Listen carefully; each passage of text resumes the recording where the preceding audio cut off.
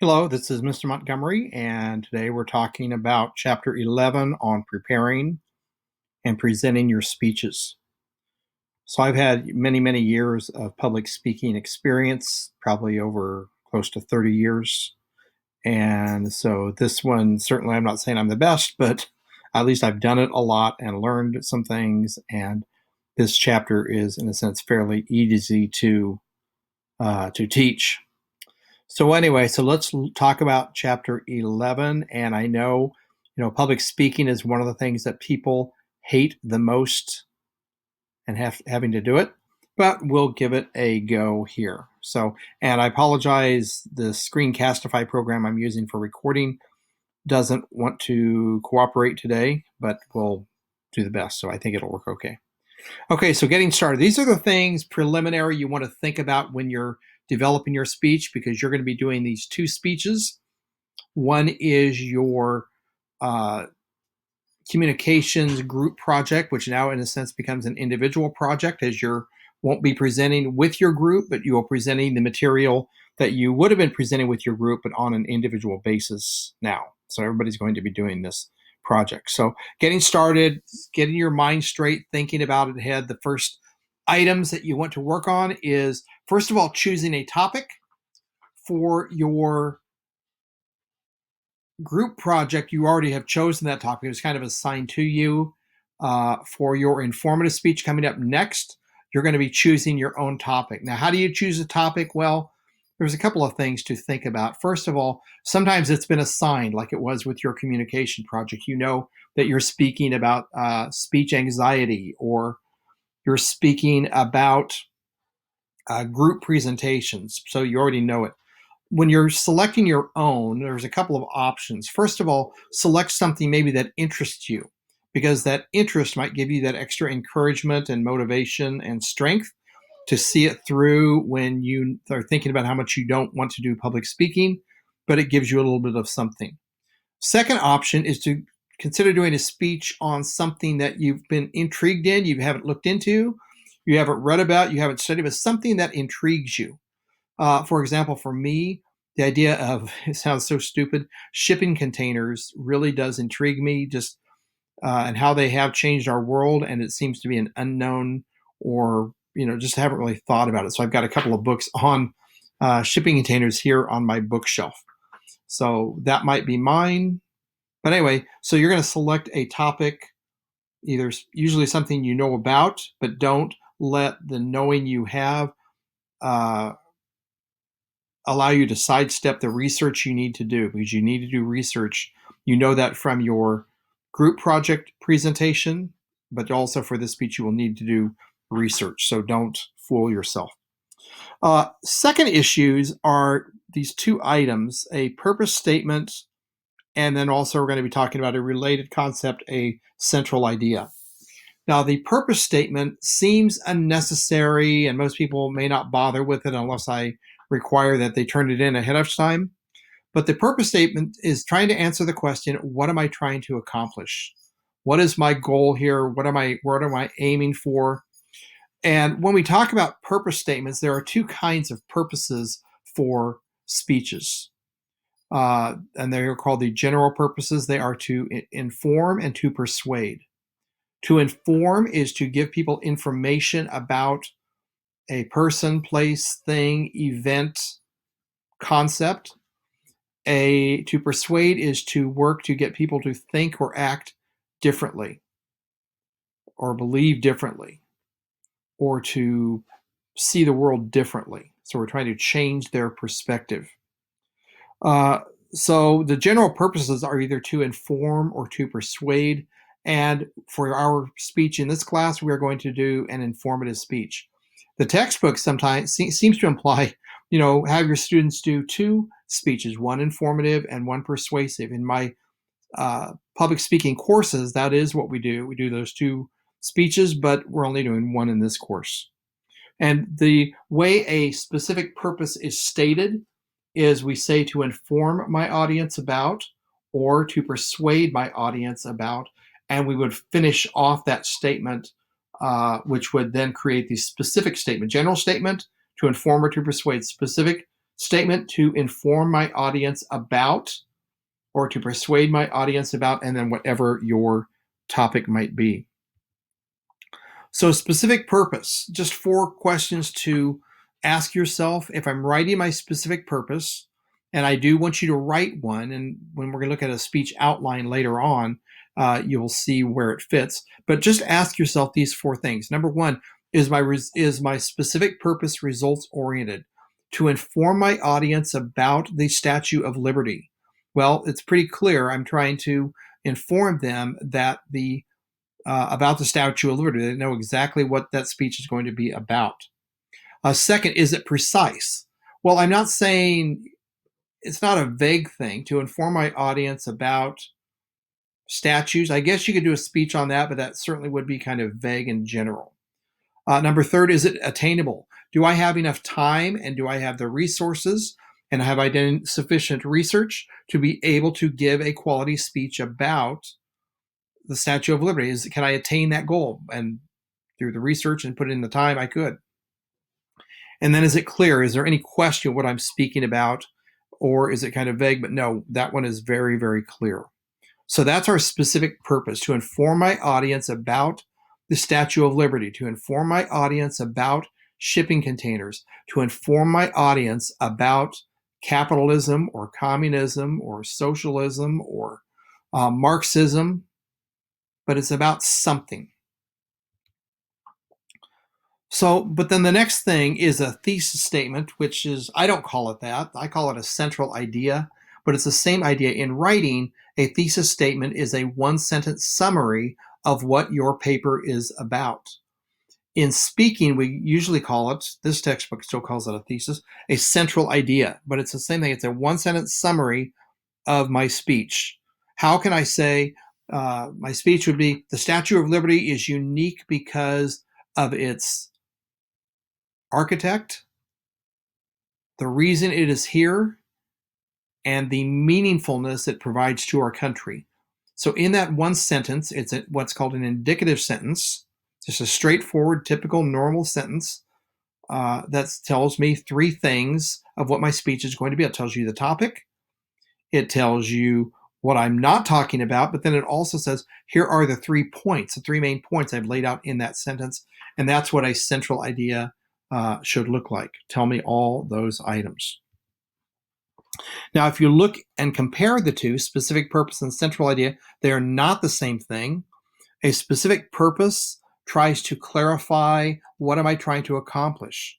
And then this is the suggestion or the example from the textbook or the author: to inform my audience about the primary advantages and disadvantages of home teeth bleaching. Now, from that statement, I can't really tell completely if that's going to be an informative speech, because it's telling me about bleaching, but then also has an implication there of advantages and disadvantages, implying that, okay, yeah, it's a good idea or a bad idea to bleach my teeth. And then compare that with the central idea or thesis, which you notice, and for the first one is an infinitive sentence. Purpose statement is an infinitive. To inform my audience starts with that to, is one way to spot an infinitive. But here is an indicative sentence for the central idea: home bleaching your teeth can significantly improve your appearance, but watch out for injury to the gums and damaged teeth. That's kind of my speech encapsulated in 1 sentence. Notice it isn't in an infinitive statement. It's just a fact, straightforward. Here's what I'm talking about. If somebody were to say, I'd love to hear your speech, I can't stay, I don't have the time, what's your speech about? You could spit out the central idea, and they'd walk away saying, well, I couldn't hear the speech, love to hear it sometime, but at least I know what he's talking about. So notice the purpose statement tells us, what am I trying to accomplish? Central idea is a 1-sentence summary. They're not the same thing.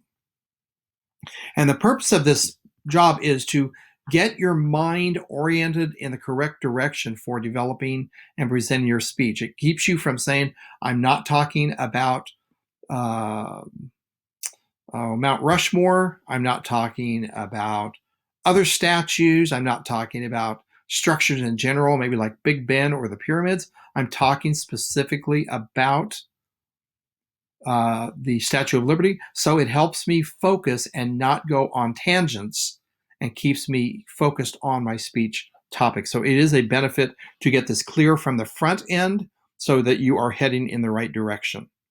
Okay. So I kind of just covered that, why it's important to have both a purpose and a central idea. It just helps you focus, keeps your time under control for your speech. It keeps your research under control, helps you to save time and energy and effort because you know what you're talking about, but you also know what you're not talking about. Okay, number 2, analyzing the speech situation. Sorry, I'm going fast. I just don't want to take all day for you to have to listen to my commenting on this. So analyzing the speaking situation. If you can get an idea of who it is you are speaking to and some other related issues, it will help you clarify in your mind what you want to include in your speech, and quite often what you don't want to include in your speech. Now, for audience analysis, we're talking about how can I know about my people, and then I can select my vocabulary, my illustrations, my dress style, my how I am I more relaxed? Am I more professional? It all depends a lot on who it is I'm speaking to. To know who I'm speaking to, we can use what is called demographics, which are kind of general social categories we use of age, gender, socioeconomic status, uh, maybe which area in the country that might have some impact from New York to here in California or the South. Are there just different trends in those places that may affect who I'm speaking to and how I'm going to speak to them? Then there's also what are called situational analysis. That is trying to figure out what is going on in the here and now that might be significant. The size of the room that I'm in, how is the temperature, are the windows open? Is it morning, afternoon, evening? Is it nap time? And there's all sorts of factors. How is the lighting in the room? How is the acoustics? How do I need? Is it a large room with a small group, or a small group? I mean, a small room with a large group. It's going to depend on how much volume I need to produce. But all those are immediate situational factors, and I need to take a look and keep those in mind when I'm developing my speech. Attitudes, beliefs, and values. What does this audience think or feel? Am I on the same page with them, or is it going to be speaking to a group that I have a different perspective? One example is if I'm speaking to the National Rifle Association about why we shouldn't hunt, there's probably going to be a little tension there, maybe. But anyway, you get the idea there. The occasion, why am I here? How I speak at a 4th of July picnic or barbecue is going to be different how I speak maybe at a funeral or at a wedding. One is more somber, one is more celebrational. And is that going to affect how I develop my speech? So these are all issues worth considering. And then the speaker, what do they know about me? Do they know me and like me? Do they know me and dislike me? Do they not know me at all? But sometimes the speaker, before they've even said a word, the audience already is excited or irritated. President Trump, whether you like him or not, he certainly creates a buzz, positive or negative, even before he opens his mouth. So, what do they know about the speaker? What do they know about me?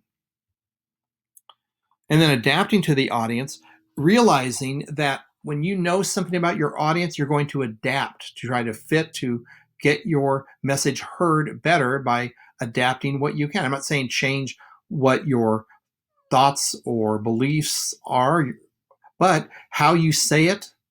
One way will get you heard, the other one will get you, they will turn you off in a heartbeat. And you can do this before the speech. For example, like I said, if I was speaking at a funeral, I might be very somber in my approach. But then maybe during the speech, I realize that these people are celebrating a life well lived. And maybe there is a place for a little bit more humor or lightheartedness in that presentation. Maybe I might shift a little bit during the speech based on what I find when I get there. So it's not a set issue on how we approach speech. We want to adapt to the audience and to the situation. Well, appropriateness. And here's a question for you. Have you ever made remarks inappropriate for the occasion? We have probably all done it, what we call putting our foot in our mouth. And so we want to be aware that it's going to happen. We try not to, but it's going to. I've done it multiple times, and I say something, and then I keep talking, but I'm realizing that what I just said could be very easily misunderstood, and we always want to go back and clean it up. Usually I have found it's not worth it because maybe they didn't catch it, but you just keep going um, rather than trying to stop it. Sometimes you need to stop and just say, wait a second, maybe I spoke incorrectly or inappropriately there. And do you even need to apologize for what you said? But quite often you just keep going and it kind of falls away. So did you say something? Can you fix it? And then but the biggest thing I take away is what can you do to avoid doing this again the next time? What do you need to teach yourself? I got a few things on my list of I need to work on this matter so I don't do it again, because I found sometimes I repeat my mistakes in public speaking, and I want to kick myself when I do that. But anyway, I want to learn and move forward. Okay, number 3, gathering information. Now, you folks, if you're in school, you have probably done this, but this is doing research.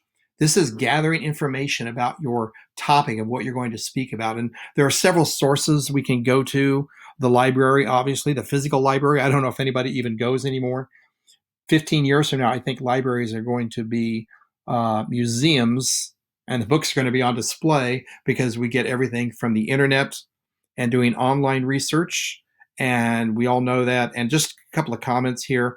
Chapter 11 gives you a checklist for evaluating websites, because the reality is we all know not all websites are equal.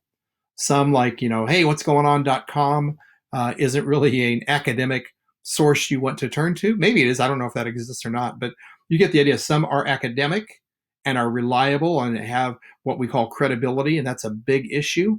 Some people.com or magazines like that, they can give you information, but you don't want to base a significant amount of your speech on a non-significant or non-academic or non-reliable source. You want to have some strength to your research. And so that's why you want to make sure you don't just have popular items or fly-by-night website references. You want to have some good, solid research. I could say more about that on credibility and how people interpret credibility, but I don't have time right now. Interviews are great sources, but please focus more on experts, somebody who has some knowledge and experience and credibility, and that you look to them to provide a little strength to your speech. For example, if you're doing a speech on nuclear power plants, and your mother, who I'm sure is a wonderful person, is not a nuclear scientist or has anything to do with that, then it might not be a good idea to use her as a reference. Although it's there, you can use them as a reference in terms of kind of a typical person, normal person commentary added to your speech, but not on how to build a nuclear reactor. Unless your mom is a nuclear reactor person, then that would be great. And then surveys are always good. According to, I interviewed 25 of my classmates, and they all said that Mr. Montgomery is an amazing instructor, or whatever can add that emphasis to your presentation. Number 4, managing apprehension. And we all have this. Sometimes it's called, we call it anxiety or apprehension, nervousness, fear. Arousal is another word, but that's where we get up front and we just feel uncomfortable, and we are afraid of being judged. We're afraid of being rejected. We are afraid of making mistakes. We are afraid of looking foolish, and those are legitimate issues. Some people say that public speaking is their number one fear. My number one fear would be being stuck out in the middle of the ocean and drowning. That would be my number one. Not so much sharks, just the drowning part. Because I'm not really a swimmer, so I wouldn't last very long out there. Public speaking, not that big of a deal for me because I've done it for so long. Used to be a huge issue. But anyway, so let's talk about how we can manage that. Uh, so understand, first of all, there's helpful and unhelpful anxiety. And it's usually in the issue of quantity. Helpful anxiety is good in that it keeps us on our toes, it keeps us humble, it keeps us aware, it helps us to practice sufficiently, it helps us to prepare sufficiently. Unhelpful anxiety is when it is overwhelming and paralyzing. And all we can think not so much is about getting better and practicing and working hard. All we think about is, I'm going to have to do that in a week. I'm going to have to do that in 3 days. I'm going to have to do that tomorrow. I have to do that this afternoon. And it freezes us up in our working on that. Second is a fallacy of perfection, that we have to be perfect. Well, you don't have to be perfect. People don't expect perfection. We may think they do, but they don't, because they're human too. And in the class, they're going to be right up there with you doing this. So it's a lot less having that expectation on you. Fallacy of approval, that I need everybody's approval to keep going here. We don't need people's approval. You're going to do your presentation. Most of us will agree with what you say. Some of us might disagree, but it really doesn't matter. As long as you're doing a good, honest, quality job with good research and a good effort and lots of energy put into your development of your speech, that's what we're asking for. We're not asking for you to have everybody agree with you or approve of you. That's just not human. We don't do it that way. So as I'm thinking about my speech right now and how long we're going, I'm going to take a break here because I think I want to break this up into a couple of presentations here. So